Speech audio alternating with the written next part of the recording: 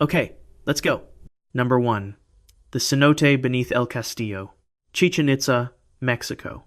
You're part of a radar survey crew working with researchers from the University of Minnesota, and you've just pointed your equipment at the ground beneath the most photographed pyramid in the Americas. The year is 1997, and the readout in front of you is showing something that should not be there. A hollow space, sitting almost directly under the temple's foundation, in a spot the maps call solid limestone bedrock.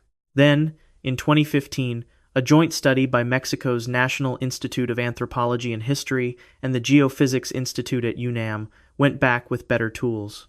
They ran three-dimensional electrical resistivity tomography across the site, sending current into the ground and reading how it bounced back, and the image that came out of it stopped the room. Roughly 26 feet below El Castillo, the Temple of Kukulkan, there is a natural sinkhole, a cenote, about 66 feet across. It sits almost perfectly centered under the pyramid's base. Think about what that means for a second. Someone building the most important structure in one of the largest cities in the pre-Columbian Americas chose to build it directly over a hole in the earth, not next to it, not around it, on top of it, with the sinkhole sealed underneath, like the pyramid itself was the lid. The Yucatan has almost no rivers or lakes on the surface. The whole peninsula sits on porous limestone, so the water runs underground, and a cenote is where the roof of that hidden water table has caved in and opened a window down to it. That made them the region's water supply and its most sacred ground at the same time. Cenotes were entrances to Xibalba, the underworld, and they show up again and again in ritual contexts across the Yucatan, packed with offerings, sometimes with human remains. Chichen Itza already has one of the most famous ritual cenotes on Earth in plain sight, an open sinkhole east of the main plaza that archaeologists spent decades dredging, pulling up gold, jade, and human bone from its bottom. Everyone knows about that one. It's on the tour. There's an obvious next question. If a cenote is this important, and this one sits closer to the heart of the city than almost anything else, why does nobody know where it opens? That's where it gets strange. In 2017, a research initiative called the Gran Acuífero Maya Project went looking for a physical way in. They mapped the cave systems threading through the limestone around the pyramid, tracing passage after passage, hunting for any route that led to that 66-foot void under El Castillo. They found one, and it was blocked. Not collapsed by time, not choked by mud that built up over centuries. The stones sealing it were placed there deliberately, and the placement was old. Somebody sealed the only known entrance to a sacred underworld cavity beneath the most sacred building in the city, and did it on purpose. Here's the part that still doesn't sit right with researchers. El Castillo already has a known secret inside it. The pyramid you see today is a shell built over an earlier, smaller pyramid, and inside that older structure is a chamber holding a red jaguar throne studded with jade and a reclining chacmool figure, discovered by archaeologists who tunneled up an internal staircase decades ago. That inner chamber has been closed to the public since 2006 for preservation. Climbing the pyramid itself has been banned since 2008, after a visitor died falling from the steps. Access to El Castillo, top to bottom, has been shutting down for almost 20 years. And underneath all of it, past the throne room, past the stairs, past the outer stone shell, sits a sealed cenote that nobody has ever mapped from the inside. Not with a camera, not with a diver. Nobody has been through that blocked passage since whoever blocked it walked away. Here's the detail that makes archaeologists uncomfortable if you sit with it long enough. Resistivity tomography doesn't work like an X-ray. It reads how electrical current moves through the ground, and different materials, solid rock, air, water, resist that current differently. So the 2015 team wasn't looking at a photograph of the void. They were reading a shadow of it, built out of thousands of tiny electrical readings taken from the surface and stitched together into a shape. That shape is consistent enough, across multiple survey passes, that nobody seriously questions whether the cenote is there. What it can't do is tell you what's floating in the water, or resting on a ledge just out of the current's reach. The resistivity scans can tell you the void is there. They can tell you roughly how big it is and how deep. What they cannot tell you is what the Maya put inside it, if anything, before they sealed the door and built a 100-foot temple on top to make sure nobody ever went looking again. If you're wondering why nobody has just dug through the blockage and settled it, the honest answer is that Aina treats El Castillo the way you'd treat a patient on an operating table. One wrong excavation, and you risk destabilizing a structure that has stood for over 1,000 years. So the cenote stays exactly where it's always been, confirmed, mapped from a distance, sealed on purpose, and completely untouched. That's one way to close a door forever. Bury it under stone and build something people will worship for 1,000 years so nobody ever thinks to move the stone. But not every sealed chamber on this list got closed off because of what was found blocking it. The next one was sealed a different way entirely, and there's no rubble to clear, no water to pump out, because there was never a way in to begin with. Number 2. The sealed relic core of Shwedagon Pagoda. Yangon, Myanmar. You're a pilgrim circling the base of Shwedagon Pagoda at dawn, barefoot on sun-warmed stone, pressing a fresh square of gold leaf against a surface already inches thick with 1,000 years of other people's offerings.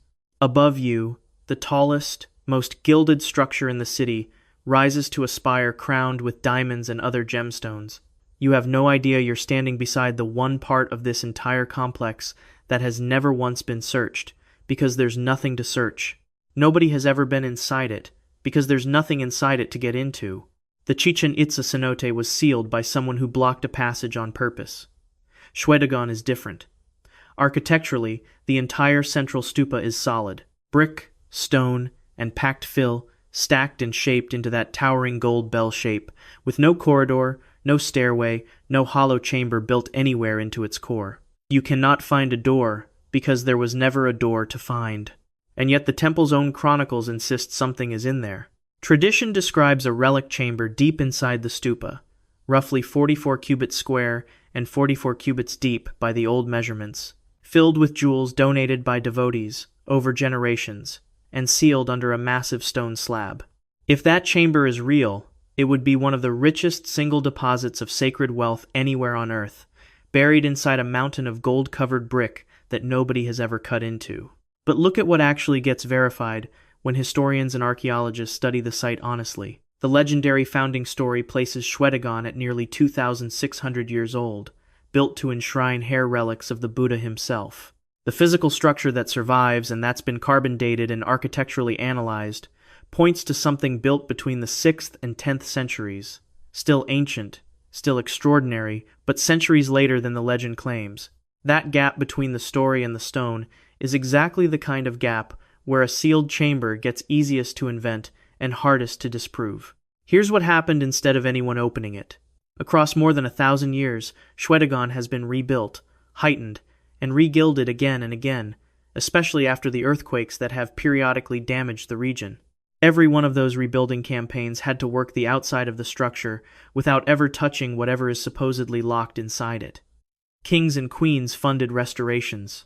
Entire dynasties added their own layers of gold leaf on top of the last dynasty's gold leaf.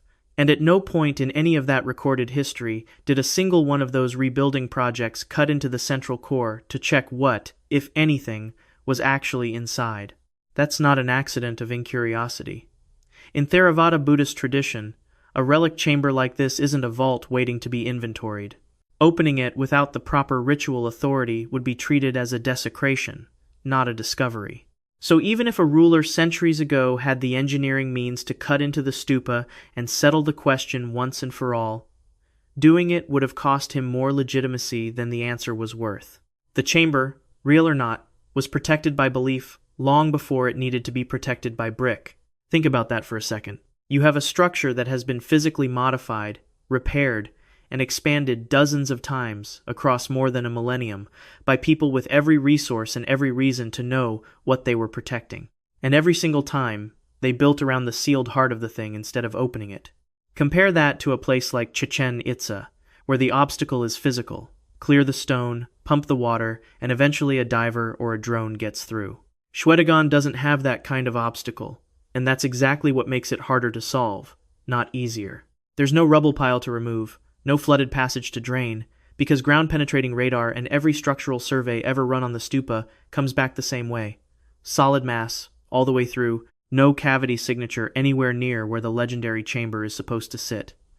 A survey team can confirm a void at Chichen Itza because a void has edges a scan can read. Solid brick doesn't leave an edge. It leaves silence, and silence is not the same thing as proof that nothing is there. And this is a working, living temple, not a ruin.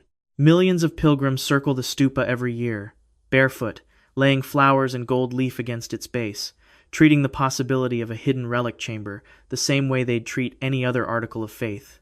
Real, because it's believed, not because it's been checked. No archaeologist is walking in with a permit to core sample the most sacred object in the country. Even raising the idea publicly would be treated less like a research proposal and more like a provocation. So which is it? Did generations of monks and kings simply repeat a story about buried treasure that was never true to begin with? The kind of legend that grows around any sufficiently old and sufficiently rich religious site? Or is the chamber real, built solid around it, on purpose, specifically, so no one could ever be tempted to dig for what's inside, whether out of greed, war, or simple curiosity? Nobody can answer that with certainty, and that's exactly how the thing was built to work. A sealed chamber you can locate but not reach is at least a mystery you can chip away at over time. This one you can't even confirm is there without opening the very core you'd be destroying to check, which puts it somewhere stranger than a mystery. It's a question with no honest way to test the answer, sitting under gold leaf in the middle of a working temple, visited by millions of pilgrims a year who walk past it without ever knowing it's the one place in the entire complex that has never once been searched. Number 3. The buried ceremonial platform of Petra. Jordan, you're space archaeologist Sarah Parcak, and you're combing through satellite imagery of Petra, the rose-red city carved into the cliffs of southern Jordan, with your colleague Christopher Tuttle. The year is 2016, and something on the screen in front of you has just stopped you cold. A massive platform, buried under sediment near the heart of the city, invisible from ground level but unmistakable from orbit once you know where to look, something that has sat in plain sight for 2,000 years without a single archaeologist ever noticing it. They followed it up with drone photography, and the shape only got stranger. The platform measures roughly 184 by 161 feet, close to the footprint of a football field, with a staircase leading up to a smaller structure on top, about 28 feet on each side. National Geographic, Time, and the Christian Science Monitor all covered the find within days of the announcement because of what it implied. This wasn't a wall or a cistern or one more tomb carved into rock, the kind of thing Petra already has hundreds of. Based on its layout, researchers believe it was built for public ceremony, a stage for something the entire city could gather to watch. And it has never been excavated. Sit with that for a second.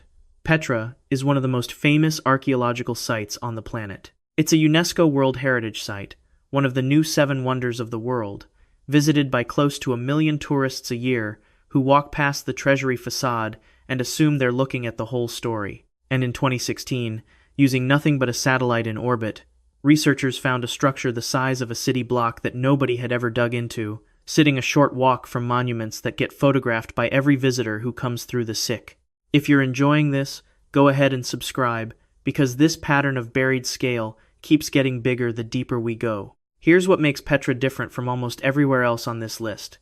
This isn't one sealed chamber under one monument. Ground-penetrating radar surveys run separately from the Parcak discovery have identified additional voids and chambers underneath the treasury itself and other major structures around the site, none of them excavated. The Great Temple, a massive complex being dug by Brown University's Jukoski Institute, has been under active excavation since the 1990s and still isn't finished, decade after decade of careful work on a single building.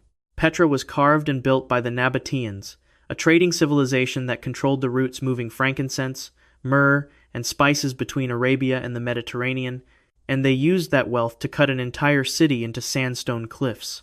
The site tourists actually walk through.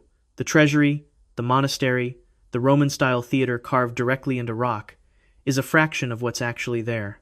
Estimates for how much of Petra has ever been properly excavated vary depending on who you ask, but every serious archaeologist working the site agrees on the basic shape of the answer. The majority of the city has never been dug up at all. It's still under the ground, under sand blown in by 2,000 years of desert wind, waiting.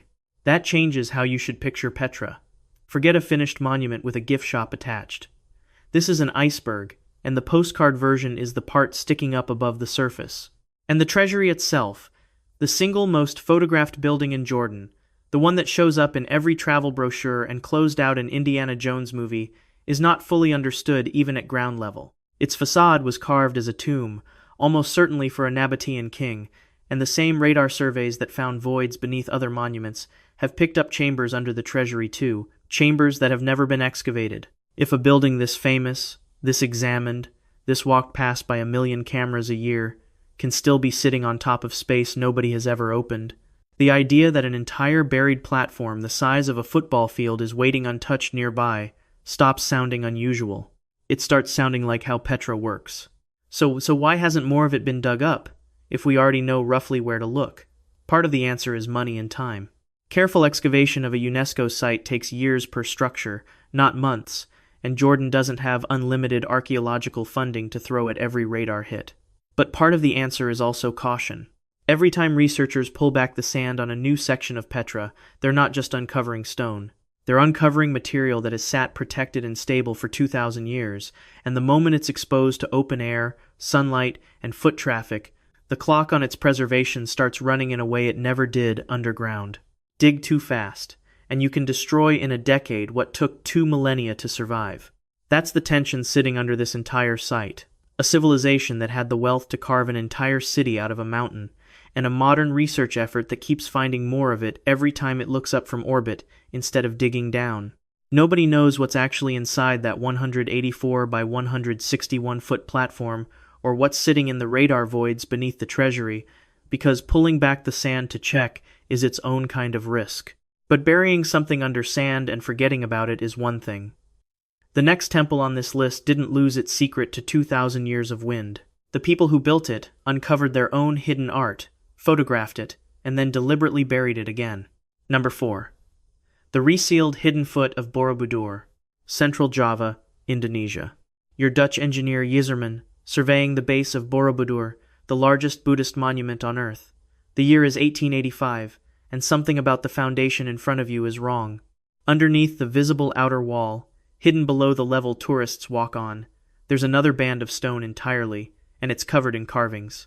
5 years later, in 1890 and 1891, a photographer named Cassian Cephas got permission to actually dismantle sections of that outer casing and document what was underneath before anyone touched it further. What he photographed was 160 relief panels, carved in astonishing detail, depicting the Karmawibhanga Sutra, a Buddhist text about the law of cause and effect, showing scenes of ordinary human behavior and the karmic consequences that follow it. Theft, gossip, cruelty, kindness, each one carved into stone and then buried under the monument's own base. Those photographs still exist. You can see them today in the Karmawibhanga Museum, built right there on the Borobudur site, specifically to display what the hidden foot looks like, because almost nobody visiting the monument will ever get to see the real thing again. Borobudur itself is built as a physical map of Buddhist cosmology, rising in 3 tiers from a base representing the realm of desire, through a middle section of intricately carved galleries, representing the realm of form, up to the open, unadorned upper terraces representing formlessness, where dozens of bell-shaped stupas sit in rings around a central dome. Pilgrims are meant to walk it in a specific order, circling upward, level by level, moving symbolically from worldly craving toward enlightenment. The Karmawibhanga panels, the hidden ones, belong to that very first level, the realm of desire. That's not a coincidence. Scenes of ordinary human failure, gossip, theft, lust, cruelty, and their consequences were placed exactly where a pilgrim's climb was supposed to begin. And then, either by ancient design or ancient accident, that entire starting chapter of the monument's message got covered over and hidden from the very people it was built to teach. Here's the part that should stop you. After Cephas finished documenting the reliefs, the encasement went back up. Not because it collapsed, not because grave robbers threatened it, not because of war or negligence. During the major restoration effort that followed, engineers and archaeologists made the deliberate call to reseal the base, covering the carvings back up with stone, because the outer casing appears to have been added anciently for a structural reason, likely to reinforce a monument that was already showing signs of settling under its own colossal weight. The choice being weighed came down to 2 competing kinds of preservation: keeping the carvings visible for study against keeping the entire monument from collapsing. They picked the monument. So the carvings went back into the dark, and outside of one corner on the southeast side of the base, left open specifically so visitors can see a fragment of what's under there, All 160 panels have stayed sealed under stone since the 1890s. Think about the layers of decision-making that had to happen for that to be the outcome. Ancient builders hid the reliefs first, wrapping an entire finished, carved layer of the monument in a second casing, for reasons scholars still debate: structural reinforcement, changes to the religious design, or something else entirely lost to time. Then modern restorers found that hidden layer, uncovered it, photographed it in exhaustive detail, and made the informed decision to put it right back exactly where the original builders left it. Two separate acts of concealment, 1,000 years apart, arriving at the same answer. And no, this isn't a case of restorers just running out of time or budget and giving up halfway through a job. The re-encasement was a considered engineering decision, backed by the same generation of experts who spent years stabilizing the rest of the monument against water damage, subsidence, and the sheer weight of millions of carved and fitted stone blocks. They knew exactly what they were covering up when they covered it up.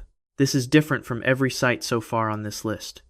Chichen Itza's cenote is sealed because someone else blocked the only known way in, and nobody has found another route. Shwedagon's core is sealed because there was never a route to begin with. Borobudur's hidden foot is sealed because the people who found it, who had every tool and every reason to leave it open for the world to see, looked at what they'd uncovered and chose to bury it again. That raises a question none of the other items on this list quite ask the same way. What do you do with a mystery you've already solved? The Karmawabhanga panels aren't a void on a radar scan or a legend nobody can confirm. They're documented, photographed, cataloged, and understood. And they are still, right now, sitting in the dark, under a monument climbed by huge crowds of visitors every single day, most of whom have no idea there's an entire second monument's worth of carved stone directly beneath their feet. One temple gets buried by choice, twice, by two different civilizations who never spoke to each other. The next temple on this list has a far older problem. For over 100 years straight, water has been winning, not stone. Number 5. The flooded central hall of the Osirian. Abydos, Egypt. Your Flinders Petrie, excavating behind the temple of Seti I at Abydos, one of the oldest sacred sites in Egypt, with your colleague Margaret Murray. The year is 1902, and you've just broken into a structure that doesn't behave like anything else you've worked on. Massive red granite pillars, a central island reached by causeways, and water, not a puddle from a bad season. Standing water, filling the lowest level of the structure, the way it apparently always has. They'd found the Osirion, a cenotaph, a symbolic tomb built for the god Osiris, constructed to sit low enough in the ground that it would touch the water table year-round, on purpose, because in Egyptian religious symbolism, water and the primeval mound rising out of it represented the very moment of creation itself. This building wasn't supposed to be dry. Being surrounded by water was the entire point, which is exactly what has made it impossible to fully explore for over 100 years. Decades later, in 1925, Egyptologist Henri Frankfurt took over serious excavation of the site and ran it systematically for 4 years, publishing his findings in 1933 in what's still considered the definitive study of the structure. Frankfurt's team brought in mechanical help, a steam pump rated at 16 horsepower, and put it to work trying to clear the water so they could get down to the lowest level of the central hall. It could only lower the water about 12 feet below the ledge of the central island. Below that line, the water stayed exactly where it was, and Frankfurt's team never fully drained or explored the lower portions of the hall, not because they gave up, because the pump physically could not keep up with what was refilling underneath them. Here's why.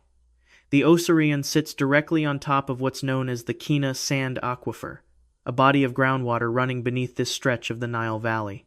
Every gallon pumped out gets replaced by groundwater seeping back in through the porous rock and sand around the structure, continuously, at a rate no 1920s steam pump, and honestly no modern pump either, can outrun for good. Isotopic studies of the groundwater at the site confirm exactly what Frankfurt's team learned the hard way.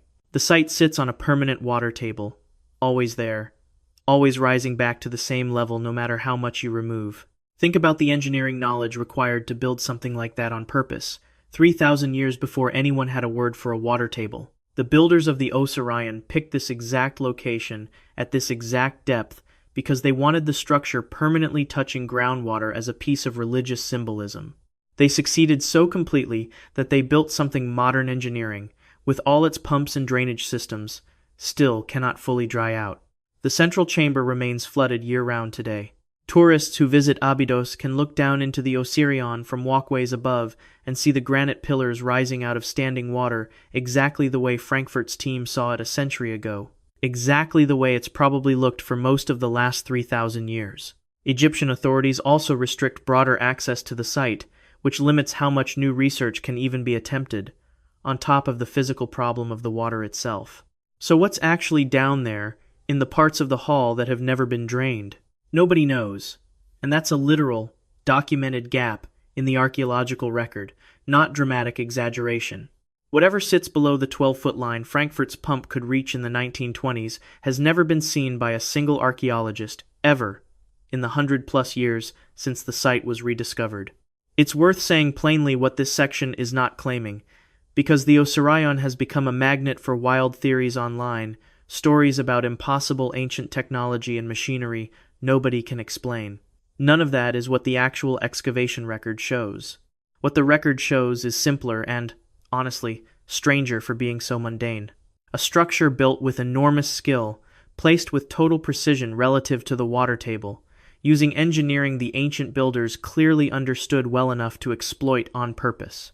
The real mystery is that 100 years of modern pumps still can't beat what 3,000-year-old stonemasons built to stay wet forever. This is a fight against geology, not against a locked door or a deliberate seal.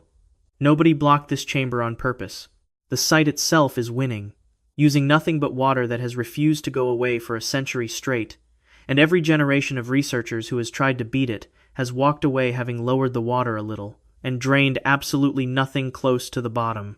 Modern pumps are far more powerful than anything Frankfurt had access to in the 1920s, and even so, nobody has mounted a serious renewed attempt to fully drain the hall. The aquifer feeding it doesn't run dry for a season and refill later. It's a constant, steady source, and beating it permanently would mean fighting the water table itself, not just one flooded room. But not every temple on this list has lost its fight to nature. The next one belongs to the single best documented case of a nearly broken seal on this entire video, and it's all the way in Mexico City, under a modern street, where researchers have gotten closer to a sealed royal tomb than anyone else on this list, and still can't get through. Let me say one thing, and I won't bring it up again. All 50 places like this one are now one book, The Sealed Vault. Yours to keep, easy to gift, and the best way to support this channel. Links below. Let's get back to the video. Number 6. The Sealed Royal Tomb Passage Beneath the Templo Mayor. Mexico City, Mexico. You're an archaeologist with Mexico's National Institute of Anthropology and History, working under Leonardo López Luján. The year is 2013, and you've just lifted a stone slab weighing 3 tons out of a tunnel beneath the ruins of the Templo Mayor, the Aztec Empire's most sacred temple, buried under the streets of downtown Mexico City, since the Spanish leveled it in the 1500s. What the team finds underneath that slab is about to become one of the most closely watched excavations in the world, and 11 years later, they still won't have finished it. The tunnel runs about 27 feet, leading to a circular stone platform that researchers believe was used for royal cremation, a Coaxacalco. When the team lifted that sealed entrance in 2013, they found offerings placed directly at the threshold, gold ornaments, the remains of eagles, and the remains of 2 children, between 5 and 7 years old, who had been decapitated as part of the ritual sealing of the passage. Sit with that for a second, because it tells you exactly how seriously whoever sealed this tunnel took the job. This was a door closed with ceremony, with sacrifice, with gold, the kind of effort a civilization puts into protecting something it considers genuinely sacred, not just valuable. At the far end of that passage, past the cremation platform, are 2 sealed masonry doorways. López Luján's working theory, based on years of study, is that small chambers sit behind them, and that those chambers hold funerary urns containing the cremated remains of Aztec emperors. Specific names come up in the research. Ahuizotl, who ruled during the empire's peak military expansion, Axayacatl, and Tizoc. If that theory holds, this would be the first confirmed royal tomb of an Aztec ruler ever found anywhere in the world. Read that again. Ever found anywhere in the world. The Aztec Empire ruled central Mexico for roughly a century before the Spanish conquest, controlled millions of people, and its emperors were treated as living intermediaries between the human world and the gods. And in all that time, across everything archaeologists have excavated in the ruins of Tenochtitlan and everywhere else the empire once stood, not one single royal tomb has ever been definitively identified and entered. Not one emperor's actual burial place has ever been confirmed. That's not for lack of trying. The Templo Mayor site alone has been under active excavation for more than 40 years, ever since a chance discovery in the street above it kicked off one of the largest urban archaeological projects on the planet. In the decades since, researchers have recovered cache after cache of ritual offerings from the site: jade, shells, sacrificial remains, ceremonial knives, entire layers of buried devotion stacked one on top of another as generations of Aztec priests kept building and rebuilding the temple directly on top of itself, offering after offering, and still no tomb. Which is exactly why this tunnel matters so much. It's the closest anyone has ever come. As of reporting in 2023, the excavation team had located a new entryway roughly 6 feet by 6 feet, sitting about 15 feet below the current dig level, right along the projected path toward those sealed doorways. And then the work stalled. Not because of politics, not because of a decision to leave it closed, but because the space beyond that entryway is packed with water, mud, and loose rock, the accumulated mess of 5 centuries sitting under one of the most densely built cities on the planet. Every inch forward has to be shored up, drained, and cleared by hand, underneath streets carrying modern traffic, next to building foundations that weren't designed with an active Aztec dig site running beneath them. The tunnel itself sits inside a maze of colonial-era foundations, modern utility lines, and the remains of at least a dozen successive rebuildings of the Templo Mayor, since Aztec priests periodically expanded the temple by constructing an entirely new layer directly over the old one. Every foot the excavation team advances has to account for all of that stacked history at once, mapping colonial plumbing next to 500-year-old sacred stonework without damaging either. It's slow, careful, unglamorous work, nothing like a movie excavation, and it's exactly why a tunnel first opened in 2013 is still, over a decade later, not finished. This is what makes this item different from almost everything else on this list. Chichen Itza's cenote is sealed by an old, deliberate blockage nobody has reopened. The Osirion is sealed by a fight against water that keeps replenishing itself. Here, researchers can see exactly where they need to go. They know almost exactly what's supposed to be behind those 2 doorways. They have a name, multiple names, of who might actually be resting there, and they still can't get through because the obstacle now is just mud, water, and the brutal physical reality of digging carefully enough not to collapse a 500-year-old sacred structure sitting directly under a modern city.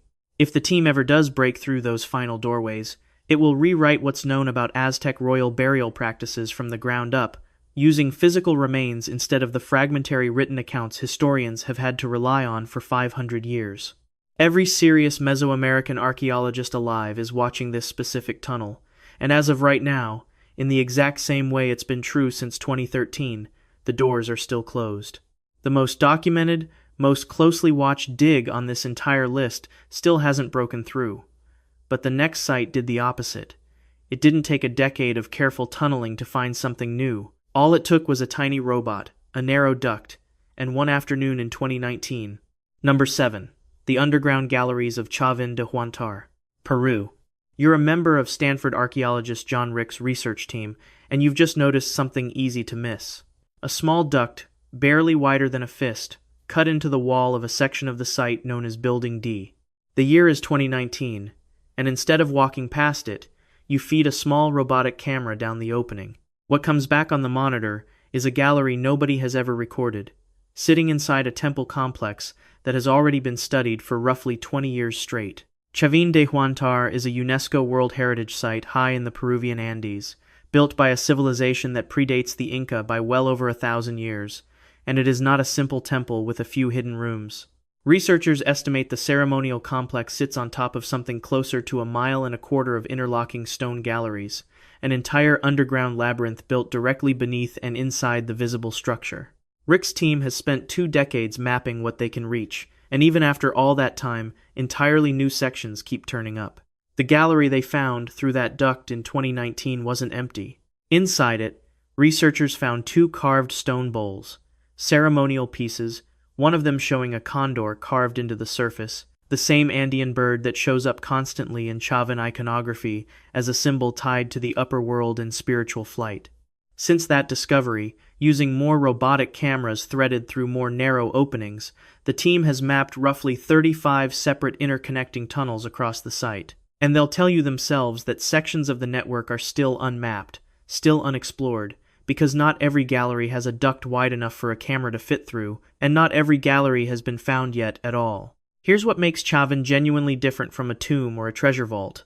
In one sealed gallery, researchers recovered a deposit of 23 separate artifacts, including carved bone tubes that have been tied to the ritual consumption of psychoactive plants, almost certainly used in ceremonies designed to alter the consciousness of whoever was brought down into the tunnels. Scholars who've studied the site's layout describe the gallery system in language you don't usually hear applied to architecture. Built to confine and to manipulate the people who entered them. Think about what that actually means architecturally. This wasn't storage space. This was a controlled sensory environment, built underground on purpose, where sound, light, smell, and total darkness could all be engineered by the priests running the ceremony, while the person being led through it had no way to see how far the passage went, where it turned, or what was waiting around the next corner. Some of the tunnels are believed to have carried water specifically to create roaring, disorienting sound effects echoing through solid stone. People weren't just walking into these galleries. They were being processed through them, deliberately, by a priesthood that understood exactly how to use total darkness and total unfamiliarity to produce a specific psychological state. If you're still with me, hit subscribe, because the next site on this list corrects one of the most repeated myths in ancient Egypt content, and it involves a mystery almost everyone gets wrong. And here's the detail that makes the site more than just a maze. Chavan de Huantar sits at a crossroads between the Pacific coast, the Amazon, and the high Andes, and its art blends imagery from all three regions: jaguars, caimans, and eagles alongside Andean condors, carved together into single figures. Whatever religious system operated here wasn't local. People and ideas were moving across enormous distances, specifically to converge on this one site, centuries before anything resembling the Inca road network existed to make that travel easy. That's part of why Rick's team believes the underground galleries mattered so much. A pilgrim who had traveled that far to reach Chavan was primed, exhausted, and ready to be profoundly affected by whatever waited for them in the dark. So here's where things get genuinely strange. If a UNESCO-protected site with 2 decades of dedicated Stanford-led research still has entire galleries nobody has found, and the team is actively finding new ones using nothing more advanced than a camera the size of a pen threaded through a random duct, how much of the underground network is still completely unknown? Nobody can answer that with a number. Every time researchers think they've mapped the extent of it, another duct, another gap in the stonework, leads them somewhere new. That's the uncomfortable truth sitting underneath Chavan de Huantar. Not a single locked door standing between researchers and an answer, but a maze built specifically to disorient anyone who entered it thousands of years ago, and it's still doing exactly that to the archaeologists trying to map it today. Every gallery they find raises the odds that more are still out there, sealed behind walls too solid or ducts too narrow for any camera built so far to reach. And unlike a single sealed door, there's no obvious finish line here. There's no one slab to lift, no one flooded chamber to drain. There's just more tunnel, every time someone finds a gap big enough to look through. Chavan proves that even after 20 straight years of professional excavation, backed by one of the top archaeology programs in the world, a temple can still be actively hiding new rooms from the people studying it. But at least Chavan's tunnels stay found once a camera gets inside them. The next temple on this list has a chamber everyone assumes was already opened over 170 years ago. They're wrong about which part. Number 8. The collapsed lesser vaults of the Serapeum, Saqqara, Egypt. You're French Egyptologist Auguste Mariette, and you've just found the entrance to what will become the Serapeum, an enormous underground network of galleries at Saqqara built to hold the mummified remains of the Apis bulls, animals worshipped as living manifestations of the god Ptah, and given full burial rites when they died. The year is 1851, and the only way in is dynamite. Alright, so here's where things get genuinely messy for whoever tells this story today, because you've probably already heard a version of it, and there's a decent chance the version you heard is wrong. On November 12th, 1851, Mariette used the dynamite to blast open the entrance to what's now called the Greater Vaults, the newer section of the complex. A few months later, in February 1852, an older separate section came to light. The Lesser Vaults, tied to Prince Kemweset, a son of Ramesses II who oversaw burials here centuries before the Greater Vaults were even built. Now here's the part everyone gets wrong. The internet version of this story usually goes something like this.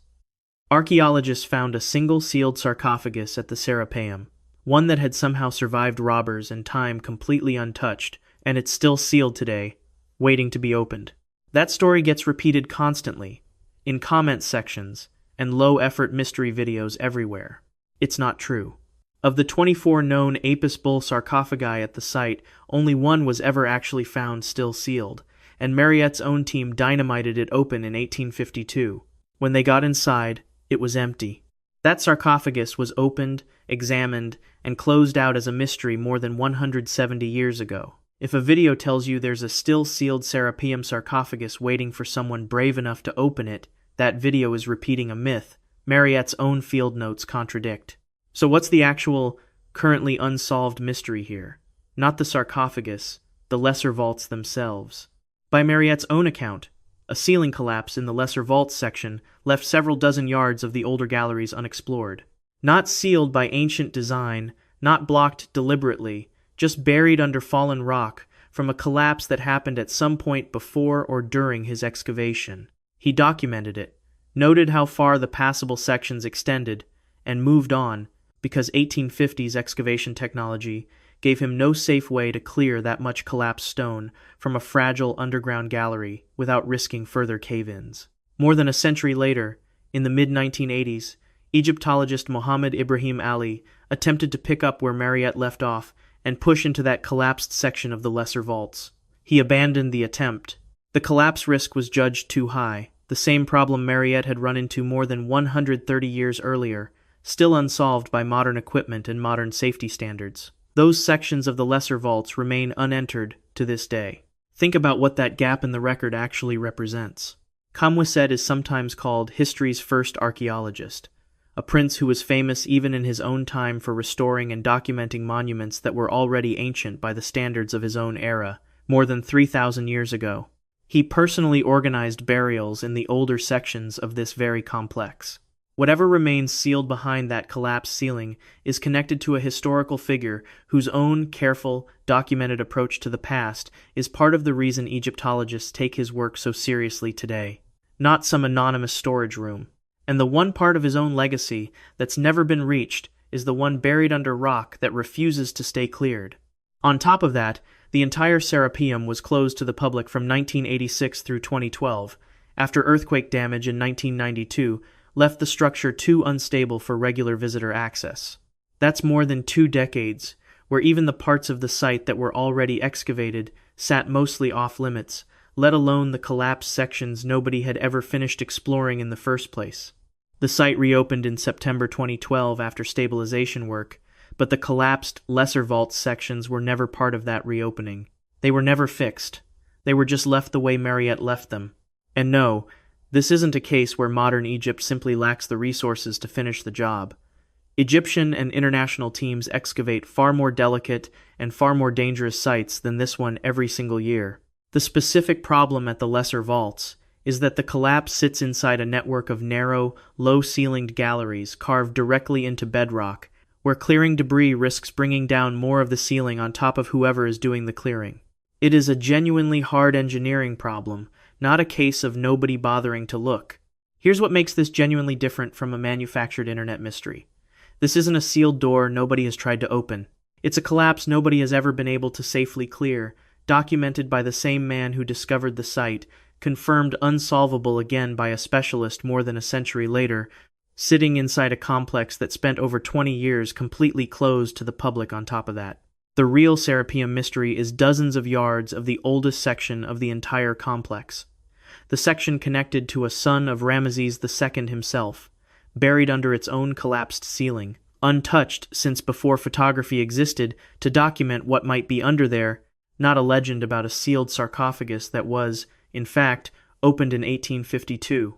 So that's the real Serapeum story, one popular myth corrected, one genuine mystery, still standing behind a wall of collapsed rock. The next temple on this list doesn't need a myth correction at all, because it was confirmed real less than 2 years ago, using nothing but sound and radar and a 400-year-old letter from a Spanish priest who wrote down exactly where to look.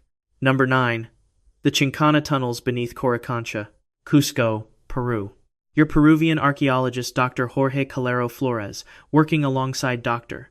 Mildred Fernandez Palomino, and you're about to confirm something Cusco locals have been telling each other for 400 years, the kind of claim historians usually file away as folklore. The year is 2025, it's January, and your instruments just proved there really is a tunnel running beneath the city, connecting the Inca Sun Temple, Coricancha, to the hilltop fortress of Sacsayhuaman. It's real. It's been confirmed with instruments, and large parts of it have never been walked by a living person. Coricancha was the most important religious site in the entire Inca Empire, a temple whose interior walls were once said to be sheathed in solid gold sheeting before Spanish conquerors stripped it for melting. The Spanish built a Catholic church directly on top of its foundations after the conquest, the way colonial powers across the Americas routinely built over sites they wanted to erase and replace. But you can't build over a legend that easily, and the legend of a hidden tunnel connecting the temple to the fortress above the city persisted for centuries, passed down as local knowledge long after most outsiders had stopped taking it seriously. Calero Flores and Fernandez Palomino's team used ground-penetrating radar and acoustic prospecting, essentially reading how sound and electromagnetic signals move differently through solid rock than through open passage, to trace the tunnel's route without digging a single hole. The main tunnel runs approximately 1.1 miles, sitting between about 4.5 and 8 feet underground the whole way. The findings were covered by the Art newspaper, Heritage Daily, and Archaeology magazine, published by the Archaeological Institute of America, serious outlets, not tabloid mystery sites. And if you know anything about how oral history usually holds up against hard data, this next part should give you chills. Back in 1594, an anonymous Spanish Jesuit wrote an account describing this exact tunnel route connecting these exact two locations. For more than 4 centuries, that account sat in archives, treated the way most colonial-era claims about secret Inca tunnels get treated as unverifiable legend at best, invented propaganda at worst. The 2025 radar and acoustic survey didn't just find a tunnel. It found the tunnel a Spanish priest described by hand more than 400 years earlier, in almost exactly the place he said it would be. And it doesn't stop at one straight line between 2 buildings. Researchers estimate the total underground network beneath Cusco could run as long as 5 miles, branching out toward the Calaspuquio area, behind the Church of San Cristobal, and through Sacsayhuaman's Muyuk Marca sector, the fortress's massive circular tower complex. That's an entire hidden circulatory system, not one tunnel, running underneath one of the most continuously inhabited cities in South America, a city people have been building, rebuilding, and living directly on top of for centuries without ever fully mapping what's underneath their own streets. So why hasn't anyone just walked the whole thing now that it's confirmed? Because confirming a tunnel with radar and actually entering it safely are 2 completely different problems.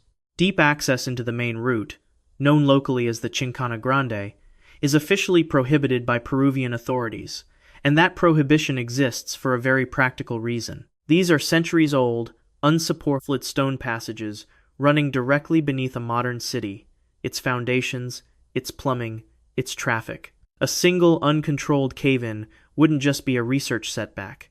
It could open a hole in the middle of a functioning colonial city built on top of Inca stonework that has already survived one civilization's deliberate attempt to erase it. Think about the engineering the Inca were working with when they supposedly built this. No iron tools, no wheeled vehicles, no draft animals capable of hauling equivalent loads, and Cusco itself sits at an elevation over 11,000 feet. Thin air, hard granite bedrock, brutal seasonal freezing that cracks stone apart over time. A tunnel network running for miles under that terrain, engineered well enough that its exact route survived in a written account for 400 years and then got confirmed, says something about Inca engineering that doesn't usually make it into the popular version of their history, which tends to focus entirely on Machu Picchu and stop there. It also raises a question nobody in the research team has fully answered yet. Coricancha and Sacsayhuaman are two of the most heavily fortified, most heavily guarded sites in the entire empire. A tunnel connecting them directly, hidden from the surface, running underneath the city in between, isn't the kind of infrastructure you build for casual foot traffic. Every serious theory about its purpose lands somewhere between emergency escape route for the ruling elite and a processional path for ceremonies, too sacred to be seen crossing open ground. Without walking the tunnel end to end, nobody can rule either one out. So this site lands somewhere genuinely unusual on this list. Most items on it are still waiting on either the physical rubble to clear or the proof to catch up with the legend. This one already has both. The proof exists, the maps exist, and multiple respected outlets have confirmed the findings. And the tunnels are still sealed off anyway. Not because anyone failed to find them, but because finding them was the easy part, and walking through several miles of unsupported 400-year-old stone passage under a living city is a problem nobody has solved yet. A legend that took 4 centuries to confirm, and it's still closed. But the last temple on this list has a problem the Cusco tunnels don't. Nobody has even confirmed where the door is. Number 10. The Lost Tomb Chamber of Mount Nemrut, Turkey. You're American archaeologist Teresa Gohl, and you've just started tunneling directly into solid rock on a mountainside in southeastern Turkey by Hilasan with basic mid-century equipment because you're convinced a king is buried somewhere inside it. It's the 1950s, and you're about to spend decades on that conviction. You will never find him. The mountain is Nemrut Dag, and its summit isn't natural anymore, hasn't been for roughly 2,000 years. In the 1st century BC, King Antiochus, the first of Commagene, ruler of a small but wealthy kingdom that sat at the crossroads between the Greek and Persian worlds, ordered the construction of a hierothesion, a combined tomb and sanctuary, built to make sure nobody would ever forget him. Colossal stone statues of enthroned gods, some of them fusions of Greek and Persian deities, were carved and placed on terraces around the summit. Heads alone, standing several feet tall, so massive that earthquakes over the centuries eventually toppled most of them from their bodies, scattering stone heads across the mountaintop where they still sit today, staring out at the valley below. And behind all of that visible grandeur, Antiochus ordered something else. A tumulus, an artificial mountain of crushed rock, roughly 165 feet high, piled directly over the spot where his actual burial chamber was supposed to be. Not built from cut, fitted stone like the terraces around it. Loose, millions of fist-sized rocks, dumped and packed into a mound specifically because loose rock is nearly impossible to tunnel through safely. Every foot you dig risks a collapse that buries you along with whatever you were trying to reach. Antiochus wasn't shy about telling people what he'd built. Inscriptions on the terraces around the summit lay out, in his own words, exactly how he wanted to be remembered, describing the monument in language meant to place him alongside the gods he'd had carved, sitting next to his own likeness. He clearly intended for people to know he was up there. What he didn't intend, or at least what no surviving inscription tells us, is exactly where inside that mountain of loose rock his actual body was meant to end up. Gohl knew that risk better than anyone by the time she finished. She tunneled into the mountain slopes across decades of dedicated fieldwork and found nothing. Not a chamber, not an entrance, not a single piece of solid evidence that she was even digging toward the right spot. Other researchers had already tried and failed before her, with trenches and soundings dug back in the 1800s. And after Gohl, researchers tried again in the 1980s, running fresh trenches and probes into the tumulus, and they failed too. Here's what makes this different from every other item on this list. Chichen Itza's cenote has coordinates and a confirmed size. The Templo Mayor tunnel has a mapped path and a projected endpoint. Even the Osirion's flooded hall has a known floor plan, just one nobody can fully reach. Nemrut Dag has none of that. This isn't a chamber archaeologists found and can't get into. Nobody has ever found it at all. Modern geophysical surveys have scanned the loose rock mass, hoping to read some kind of structure or void underneath all that crushed stone, the same basic idea behind the resistivity scans that mapped the cenote under Chichen Itza back at the start of this list. At Nemrut, those surveys have come back inconclusive, again and again, because the tumulus itself is made of the wrong material for that kind of scan to work cleanly. Loose, crushed rock scatters and confuses the readings in a way solid bedrock or open water never would. The mountain is hiding the chamber, and its own construction is actively jamming the instruments built to find it. And then, in 1987, Nemrut Dag was inscribed as a UNESCO World Heritage Site, and that status effectively froze any further attempt at large-scale excavation. Digging into a World Heritage tumulus, one already known to be structurally unstable and prone to collapse, isn't something any responsible institution is going to authorize without overwhelming justification. And nobody has that justification when the target hasn't even been located. No excavation attempt at all has been mounted at the site since. Picture what that actually looks like from the summit today. Tourists climb Nemrut Dag before dawn, specifically to watch the sunrise hit those massive stone heads, lined up in rows on the eastern terrace, an image that's become one of the most recognizable in Turkish archaeology. Every one of those visitors is standing within a few dozen yards, maybe less, of a king's actual body, and not one of them, not one archaeologist, not one engineer with the best equipment 2026 has to offer, can tell you which direction to start digging. So, after more than 100 years of searching, spanning 3 separate serious attempts across 3 different generations of archaeologists, using everything from hand tools to modern geophysics, nobody has ever located, let alone entered, the burial chamber of Antiochus I. He built a monument specifically so the world would never forget him, and in a strange, almost accidental way, he succeeded even more completely than he could have intended. Not because his tomb is famous, because it might genuinely be unreachable, buried under a mountain, engineered, on purpose or by accident, to defeat every method humans have ever developed for finding something buried underground. 10 temples, 10 final chambers, each one still sitting behind rock, water, sand, or a wall nobody has ever dared to break. The real question isn't whether any of these doors will finally open. It's what we find on the day one of them finally does. Leave a comment with which of these 10 you'd open first, tell me where you're watching from, and subscribe for more.